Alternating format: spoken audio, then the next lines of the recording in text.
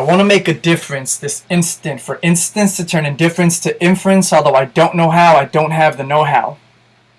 But I pronounce that from this very moment I would denounce any ounce of negative thoughts and cowardly plots and help lots of kids build up their self-esteem, from elementary into their teens, and let every little princess know that they deserve to be treated like queens, and teach every little prince that they become kings by respecting their peers, because I do know that the most important time that will shape their lives are their early years. And let's go back to those times when children's birthday presents were scooters and trikes, and not brainwash their young minds with follows and likes. Parents, don't let your children witness your fights. Settle the issue when your child has been tucked in and you've turned off the lights. Love one another so your child radiates those emotions when he or she is out in the world, because it is your responsibility if you get the call from the office that your child was being mean to the boys and the girls. And don't blame your income on the outcome, and at the same time say that you don't have the time.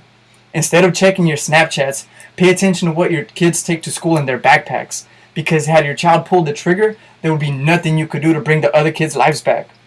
Then you sit there dumbfounded asking yourself questions like, how come? How did I miss the signs? Now your child spends their lunches filling up trash bags as you're taking a selfie, thinking long and hard about the most popular hashtags, and then wonder why your child's leapfrog is filled with pictures in similar poses. Don't you see you're feeding your child poison in the form of social media doses? By their intermediate years, they already have concerns about the shape of their noses. And teach your child early that it is okay to have friends whose names are Kylie, Muhammad, Trim, Tyrone, even Moses. Instill in them the importance of making smart choices. Teach them not to abuse the power of their voices. Teach them to stand tall. And parents, I'm going to say this once and for all. Your child is not a fucking doll.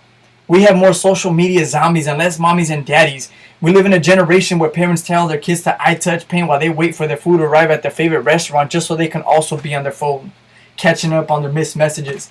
And I know you've seen it. Then you expect your child to pay attention at school, listen to you, and be more active in the household? Well, let me alert you that those are mixed messages. You want to sit there and lecture your children, but let me ask you a question. Who's lecturing you?